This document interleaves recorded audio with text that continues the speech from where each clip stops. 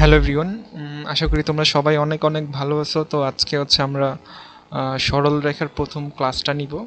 তো আজকে আমরা সরল রেখা শুরু করব।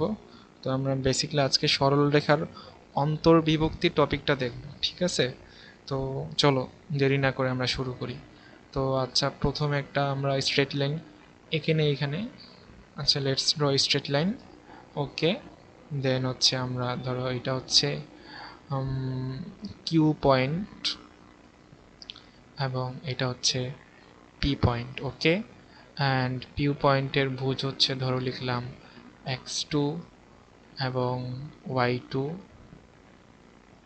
এবং পি পয়েন্টের ভুজ হচ্ছে ধরো x1 আর হচ্ছে y1।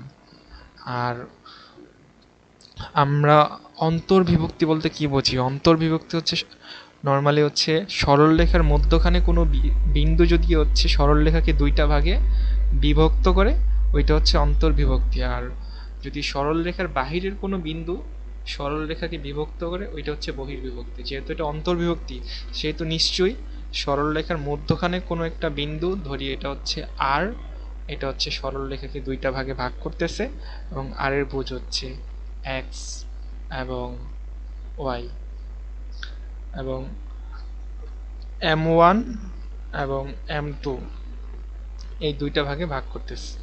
তো এখন যদি আর এর ভুজ আমরা বের করতে চাই, তাহলে আর এর ভুজ আমরা কিভাবে বের করব? প্রথমে হচ্ছে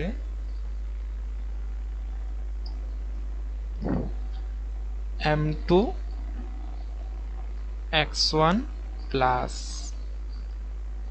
M1 x2 then divided by M1 plus M2। আর কোটি যদি আমরা বের করতে চাই, তাহলে হচ্ছে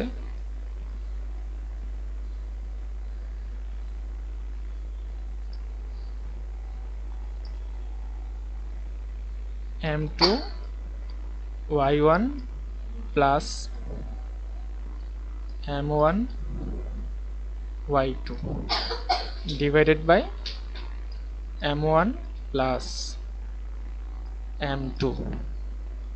তো এই হচ্ছে আজকের ভিডিও। তো আশা করি তোমরা সবাই অনেক অনেক ভালো থাকবা, এবং দেখা হচ্ছে নিউ ভিডিওতে।